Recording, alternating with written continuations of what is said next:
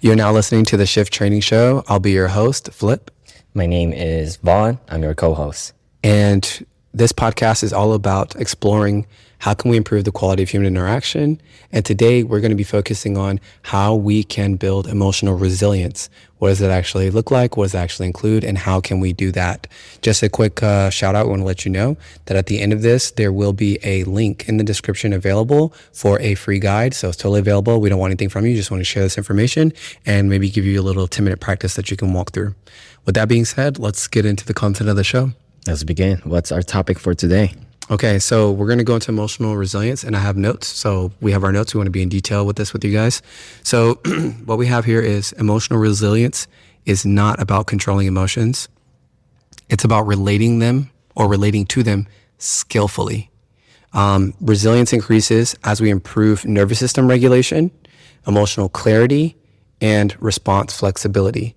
I think that we can, if we were to look at it from the outside, someone that can maybe experience or have something thrown upon them that might be emotionally difficult to navigate, and be able to seemingly handle that well, and maybe more so genuinely handle that well. I think that's a great example of emotional resilience, your ability to, again, bounce back or to still show up when quote unquote adversity hits. Yeah, I think for me, emotional resilience, I think there is a misunderstanding for the most part. Most people think that emotional resilience, you have to be strong, you have to suppress your emotions, or you have to act tough. But emotional resilience, from my own experience, it is actually when you feel all of those those hard emotions, but choose not to run away from it, but respond from whatever it is that you are experiencing. So, for example, imagine that you're really mad at your friend, right? Well, you're gonna feel that mad feeling, but it doesn't mean that you are gonna, hit the person, you're gonna yell or say something that you'll regret later. So it means being emotionally resilient, you feel those feelings, but you choose to respond appropriately. Absolutely. So we're going to go into a few different things here because we have a lovely outline for you guys. Let's see. Most people think resilience equals toughness or suppression, which is what you mentioned. So definitely not. Resilience is more about capacity and flexibility. You have the capacity to hold space for what you're experiencing, and then enough space still to remain flexible in how you choose to show up. Right? I think that's a great way to think about emotional resilience. So in this episode, we're going to be exploring 4 key elements. So the first one we're going to explore is emotional agility, which is basically about how we respond. That's from Susan David. Second, we're going to go into emotional granularity. This is about how clearly we feel. We're going to be mostly focusing on some of the work from Brene Brown and Dr. Mark Brackett. And then we're going to go into the theory of constructed emotions. So how emotions are made. That's Lisa Feldman Barrett. And then nervous system state. And that's the lens in which we perceive everything through. So those 4 components play a major role in our emotional resilience or ability to develop or cultivate that. So again, just in short, it's going to be emotional agility that we're going to be covering. We're going to cover emotional granularity. We're going to talk about the theory of constructed emotion. And then we're going to go into nervous system state and how that plays a role. So let's get started first with emotional agility. Emotional agility. Okay, so the very first time I heard about this is from Susan David. You introduced me to it. And that's when I learned that emotions are actually not instructions. They're not directives. They are information for us to understand what we are really feeling inside. So when we're feeling, anxious, doesn't mean we have to escape. When we're feeling angry, that doesn't mean it's attack. Or when we're feeling sad, it doesn't mean that we have to withdraw. So I think it's so important to understand that. And she has a quote that says, emotions are information, not directives. Yeah. It's just data. I think that's important. And there's 2 traps that she talks about. So the 2 traps, one of them is avoidance and suppression. When you avoid or suppress, you are hindering your ability to cultivate and develop your emotional agility.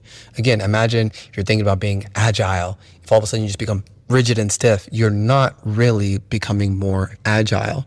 I just thought of a really funny analogy. I don't even know if I want to share this on the gram or on social. Let's do it anyway. Let's do a little experimentation. Let's do it. Just imagine you really have to go to the bathroom, and you're trying to hold it or suppress it. So imagine that you're trying to do that, but at the same time you're trying to be agile. Damn. It doesn't work. That's a good example. Yeah, it doesn't work. I'm just saying that just silly came to mind, but I was like, all right, yeah. We gotta watch out for those. Yeah, right. And an example for me that I can think of is there are times where I go to the gym, I feel, oh man, I'm tired, I'm fatigued, sluggish.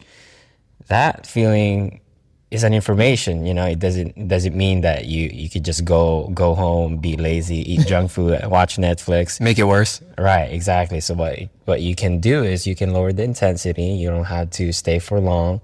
And instead of being unproductive, you become more productive. Yeah. You don't have to push yourself because you can burn out or overtrain, but you can always lower the intensity. Yeah, take a small step forward. I think that will help you build your ability to choose how you respond. That's going to help with the emotional agility. I think another part about agility that she mentions is noticing, naming, and choosing. I notice that I'm feeling fatigue. I notice I'm feeling unappreciated. Noticing it and then choosing. So we notice it, we name it, and then choose how we want to respond. So I think that I will briefly take a nap. I think that I will do something to show appreciation to myself. Anything like that, that's going to help build the agility. That's what agility looks like. It looks like you can notice it, you can kind of identify it and name it, and then you can make a choice. Yeah, I think that goes to our next transition, which is emotional granularity. Basically, precisely labeling what you truly feel. Yes. Before we move on to that, though, I do have one additional note for this. The key skill for emotional agility is actually being able to create space between feeling and action. People have heard the line from Viktor Frankl's book, but I think people don't really understand how important that is to be able to create a little bit of space between what you're feeling and then how you choose to act or respond to that. That is what's going to help you. That's what emotional agility in practice looks like. That's the key skill. So with that in mind, it's kind of like, what does this emotion want me to know? Not per se, what does it make me do? I think that's an important thing to understand. And like we mentioned earlier, one of the components of emotional agility is being able to identify. And that's a key element in emotional granularity. Yeah, I think for the most part, I used to say this a lot. Oh, I feel stressed or I feel off. Usually, there's a difference between you're feeling disappointment, resentment, or angry. I think being able to precisely know how to describe what you're truly feeling, you will have a better response. Absolutely agree. So for emotional granularity, a couple key elements. One of them is that vague emotions create overwhelm. Like you just kind of described, not being able to really tell what's going on, a lot of ambiguity, or seemingly like there's like a whole bunch of noise in the message, a whole bunch of noise in your head. It creates this sense of overwhelm that there's too much and you're about to shut down. Like you just cannot handle it. Stress is one thing, but overwhelm is where we're done. It's off. Yeah. And I think a good start for this is as basic as you can do is pull up your phone and do the emotional wheel and see what you're truly feeling. If you're sad, mad, or disappointed, frustrated, what is it really that you're feeling, so that way you can really express it so that person could understand you better. Absolutely. And again, being precise creates options. So like you said, if we better understand, I'm not angry, I'm disappointed, you'll have a whole different list of options, different sets of responses you could choose based on acknowledging that difference. Being a little disappointed versus being like, I'm just a little bummed. What does bummed what does that really entail? Well, I'm kind of disappointed that something didn't work out and my energy just really dropped mad low. So, kind of bummed about, Mm-hmm. People can generally feel something like that or associate that feeling of oh man, and energy drop with Yeah. I'm bummed. So precision creates different options. And then, like you mentioned, stressed is not the same as frustrated. It's not the same as disappointed. It's not the same as resentful. And it's not the same as anxious. So when you say stressed, being more specific, if you're frustrated, are you disappointed? Are you feeling resentful towards somebody or yourself? Anxious. This gives you options for how you might want to navigate that, but the granularity is super important for even being able to make a choice or make a move. Yeah. Basically, name it and navigate it. Correct. Yeah, better labels usually help with better regulation or approaches to how you might regulate it, and then better decisions. But that all stems from emotional granularity. Like if you can't even name it, you can't navigate it. Which takes us to our next component, which is We got constructed emotion. You're not broken. that's it. That's it. So emotions aren't automatic reactions; they're predictions, and basically it's built from past experience. Language is a big one, culture, and body state. I think this work is very important work for people to understand. When you really understand this about feelings, about emotions, and understanding that sometimes it's hard for us to relate to a certain feeling simply because we've never experienced it in our past. So we can't relate, right? You ever heard somebody say, yeah, I don't know what that's like. I can't relate. They just have no past experience with it.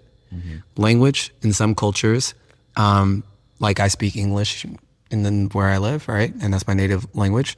But there are some phrases that, we'll say in like a language like German, that might have more nuance in explaining how someone's feeling and give context, like certain phrases that don't exist in English.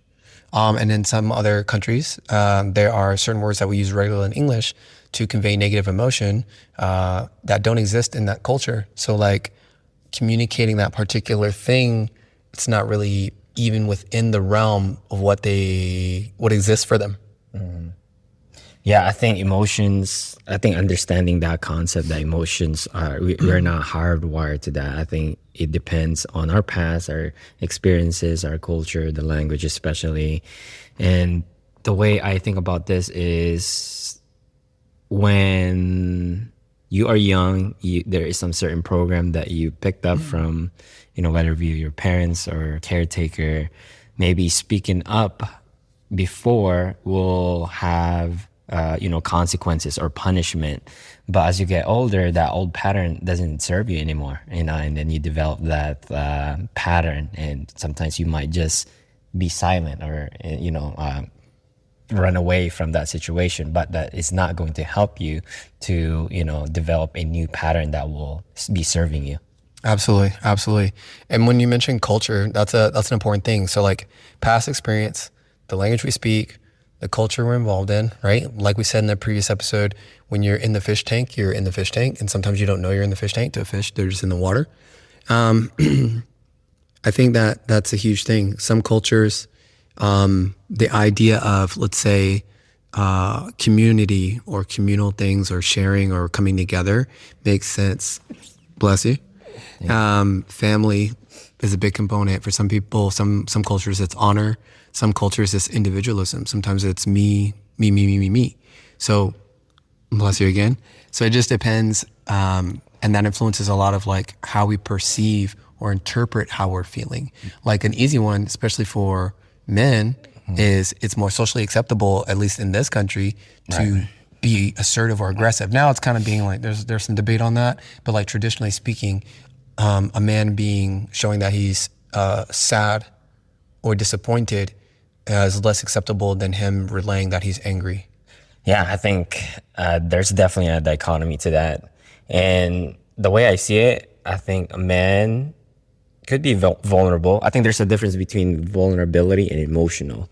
I think knowing when to be vulnerable and knowing when to be emotional would help you differentiate what's the difference.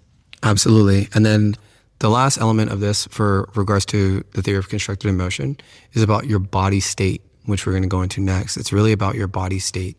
I have a friend who I cannot wait to have on this podcast yet. I just cannot wait, but it'll be fun when he gets here. But the way the current state of your nervous system dictates how you see everything in the world. This is easy math, okay? So like you feel threatened, what are you thinking? I have to survive. I have to deal with that threat. Your focus narrows. You can't see or experience any of the other things. Your brain, your body, your nervous system literally turns it off. The answer is no. Those parts get no resources. So those switches get turned off. Versus if you're feeling pretty safe, you have more ability to widen your gaze a little bit. You can explore, you can be a little bit more curious, maybe breathe a little bit more deeply. It's easier for you to regulate or navigate your feelings or emotions or practice any of the other skills when you are more quote unquote regulated, when you're in a rest and digest kind of state, when you're kind of just sitting back, when you're chilling, when you're calm, right? When there's less autonomic arousal. That influences the way you see and interpret everything in the first place. So that also plays a role in it. If you're constantly living in a state where it's kind of like this, if my past experience is filled with hardship and trauma, and the language that's always been used during my upbringing and around my friends is very harsh or aggressive language that kind of just further reiterates the world that we live in, and then the culture says anything outside of this is just false, it's not real, it's fake, it's not authentic, like it's bad to leave this type of environment, your body is going to be chronically in a state where you can only see that as true. Like every single thing reinforces that all the way down to the nervous system level of that being your reality, which means all of your options for how you feel and how you relate to others, your emotions, all of that is completely constrained by those. Yeah, that's a bad loop. It is a trap. Yeah, I think that's one thing. I think this is related to emotional resilience, right? It's not just about your mental, it's also physical. So the reality is you don't just experience reality, you also experience it through your nervous system. So I think another factor of this is, let's say if you have like a 3 hour of sleep, right? Then your capacity of making a decision or acting or saying things a certain way will be very limited, and you might, be more aggressive or feeling more peeved or annoyed by somebody. Let's say somebody bump into you, you might not today. Exactly. So I think it's very important to actually take care of our body. I think the foundation of emotional resilience is actually just taking care of our body by nourishing with good, nutritious food, sleeping, exercising, and that will help with nervous system. That is foundational. Absolutely. That's why it's foundational. It affects the core thing that affects everything.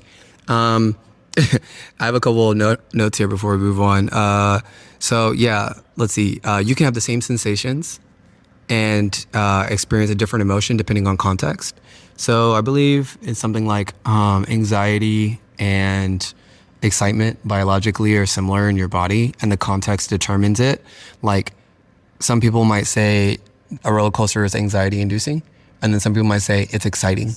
Right. And context matters, but technically you're still on the same ride. But yeah, anyways. And then expanding your emotional vocabulary, as we mentioned before, helps with emotional agility, which ultimately helps with expanding your resilience. And I think something for you to take away from this is, what else could the sensation be besides what I'm assuming? Because remember, your past experiences are also telling you something. So keep in mind, what else could the sensation be besides what I'm assuming? I think that will help you to kind of maybe parse out or maybe explore something different. With that being said, is there anything else on constructed emotion before we move on to nervous system? I would say, remember that when your body is tired, the feels louder. Okay. Yeah. I would say sometimes, depending on what the feeling is. Right. So if it's something that, let's say, I'm trying to think of the plain words I would use for this. If it's something that would seem like it's a low energy state, if you're tired, it's going to be amplified. If you have high energy and you're already like stressed or like your nervous system's ramped up, high autonomic arousal, having your anxiety is going to be far worse. So like if you are struggling to navigate anxiety or something that might be like that, or let's say, I'm just going to use stress as a blanket term. I hate to use it like that. Let's say frustrated. Let's go with frustrated or annoyed or agitated, anything like that, where it's like that type of energy where it's forceful, high level of energy, high level of autonomic arousal. And then you give yourself more energy, then it's amplified. If you're tired and you experience those emotions, you'll just be too tired to even deal with it. You'll just be like, I'm too tired. Whatever. I'm just going to give up. You know what I mean? You'll surrender. But if it's high energy and you're like, man, I just need to get through this. Let me put some more caffeine in there. You're putting gasoline on fire. It's a bad idea. You should probably let that energy dissipate, biological, physical energy dissipate, and you might be able to better navigate it after the reset. 100. Cool. So let's jump into nervous system state. This will be our last portion. Well, actually, second to last portion, because we got to do a little integration for you. So nervous system state, we don't perceive reality directly. We perceive it through state. So as mentioned before, when we're in a dysregulated state, right, we have narrow thinking, higher threat perception, but less emotional nuance. So yes, you can perceive threats real quick. And on top of that, you might even flag some things as threats that aren't actually threats. Mm-hmm. Anyone ever do that where you think something is worse than it actually is? I've done that many times where it's not actually a problem. It's not really a threat. I'm just in a state where I perceive it as one. So the higher threat perception is a big one. The narrow thinking obviously puts us in a trap. We can't be emotionally agile in a closed box. I don't see you being very agile like Spider-Man I put you in a 4x4 box. 4x4x4 box. 4x4. Yeah, 3-dimensional. Something like that. And then you're going to have less capacity for emotional nuance. It costs energy to do that. Right. Yeah. I think like what I mentioned before, I think that most of your decision will come from your nervous system as well. I think it's a big component. And as I mentioned, if you are not taking care of your body and you are not aware with certain trauma or experiences and culture and not having that precise emotions that you are experiencing, then it is so easy to feel overwhelmed. Then you're experiencing this in your nervous system. That's what you train. That's why you have to break that pattern by reflecting or just pausing. That quote from Viktor Frankl, I think it's so profound. Between the stimulus and the response, there's that space, and that space is your ability to respond in an appropriate way, in a healthier way, and make a better decision. Yeah, I think in that where you spoke about breaking patterns or habits, it's hard for you to do that in a dysregulated state. I'm not even going to say hard. I'm going to say it's almost impossible if the dysregulation is too high. If it's high enough to where you cannot choose despite what is happening or the experience you're feeling in the moment, you cannot break any pattern or any habit. You have to learn how to get to a point where you can be somewhat regulated. So that's the other part, which the regulated state helps increase curiosity, aids and supports choice, or for some people, sense of autonomy. Because if you can't choose, you don't feel very autonomous. And then the last one is emotional flexibility. Yeah, I think you become more agile if you have your nervous system in check and it's not too high. It becomes more manageable. Absolutely. So resilience in itself, emotional resilience, any kind of resilience really, starts with the body. It's not in the mind. It starts in the body, and then we work through that mind. You can't outthink a dysregulated nervous system. You can't outthink it. You have to create safety, and there's so many ways to go about that. There's so many different practices for this. Like I said, I can't wait to have that particular friend on. He's going to talk about some of that. But people have found different ways to regulate their nervous system to some degree to create some sense of safety with themselves. And I think what's important is that you do have a practice that allows you to do that, one that's healthy and doesn't reinforce bad habits, but it helps you to be regulated in a way where you can consciously take that and make good choices to better your life. And that's going to help you show up better. And that's going to improve the way we interact with everybody. Because if everyone has the capacity to show up just a little bit better, then our interactions overall would all be a little bit better. And I think that has like a compounding effect.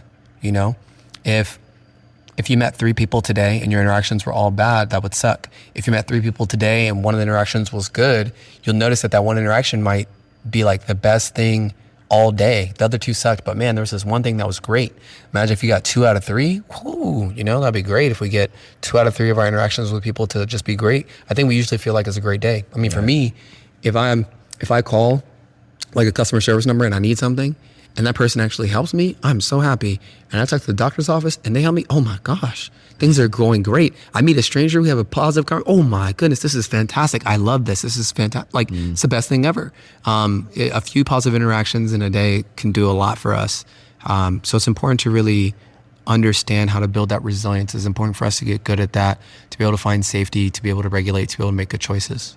Yeah, I thought that those are some great examples. And for the most part, I think most people are focusing a lot more on the negative and forgetting the positive. We got 10 compliments and we just focus on the one negative. Why? So I think that is a good part where we have to pause. Okay, let's not focus on that because it becomes a habit for the most part, right?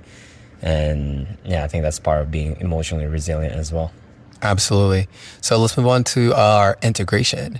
So we're going to go through a little model, a little loop. So basically it's like this. Step 1, regulate the body. Step 2, name the emotion precisely.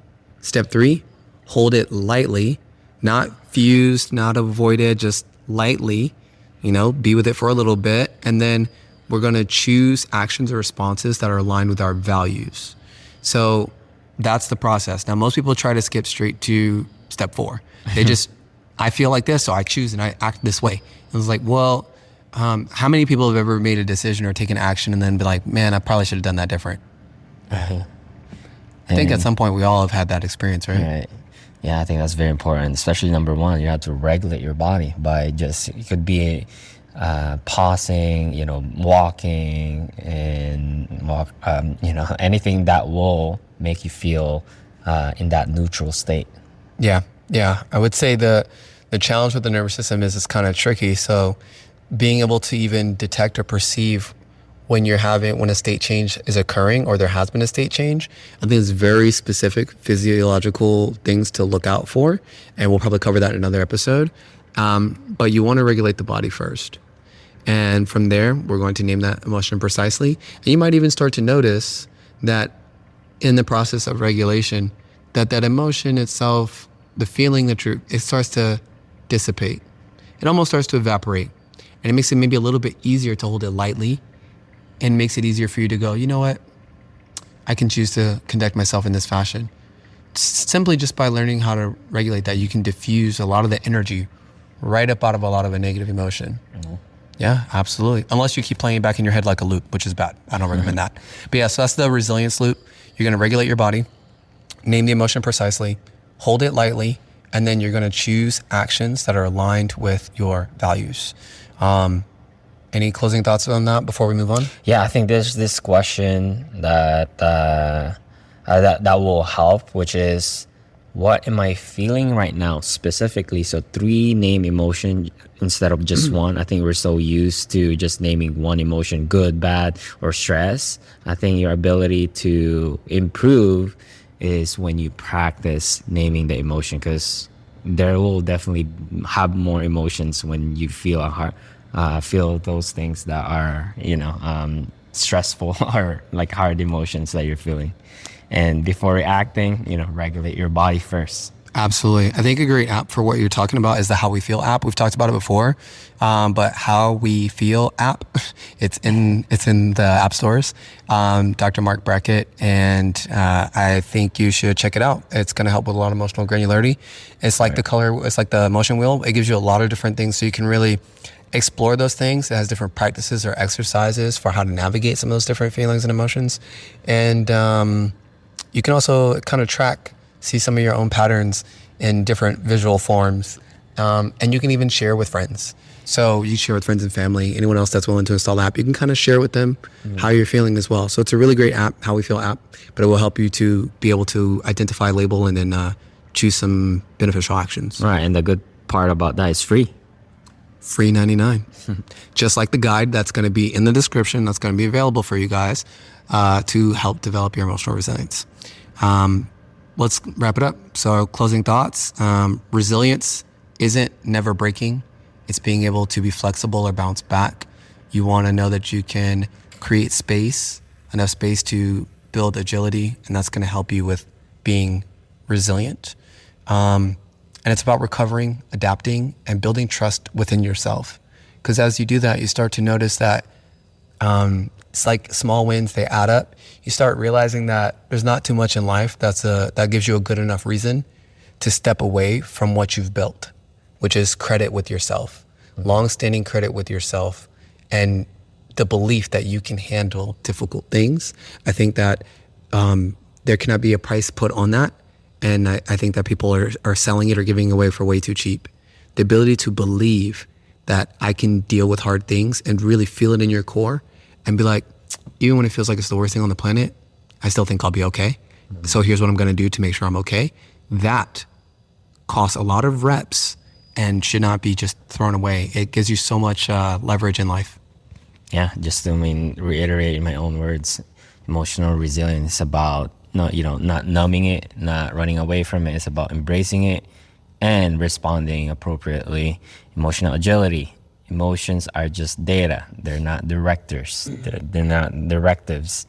And emotional granularity is being very precise with what you're truly feeling, and know that your past, your culture, the language that you use, there are certain things that you react on that is coming from your own experience. And lastly, the foundation, nervous system. We're not just feeling all this physically, we're also feeling it first in our body. Yeah, physically in our body, 100. So the goal isn't emotional control. That's not the point of emotional resilience. It's about emotional capability. If you are not capable of dealing with your own feelings or emotions, you're very likely to run from them, which is going to stifle your growth, which is going to hinder your relationships, which is going to impact the quality of your life. So all you got to do is start creating capacity to deal with the difficult feelings and emotions, and you can start to have amazing benefits in every area of your life. And that's what we want for you. And that's what we want for everybody. And that's why we need everyone to get these interactions on deck so we can have a more interesting, bright, beautiful Future. world. Yeah, 100%. All right, cool. So I have a closing question for you. It is, what emotion have you been resisting that might actually be trying to help you? Ooh, some good question. Okay, cool, everybody. As you see, the lights are dying on us. It's all good. We're going to wrap it up right here. We just want to say thank you for listening to the show. If you've listened thus far, fantastic. If you're willing to follow, subscribe, leave a comment, rate, review, or share this episode with anyone that you might think will appreciate it, we'd greatly appreciate that ourselves. It helps us to grow the channel and helps us to continue creating content so that way we can explore how we can improve the quality of human interaction. Again, I'm your host. My name is Flip. My name is Vaughn. I'm your co-host, and I appreciate you taking the moment. And take care. All right, have a good one.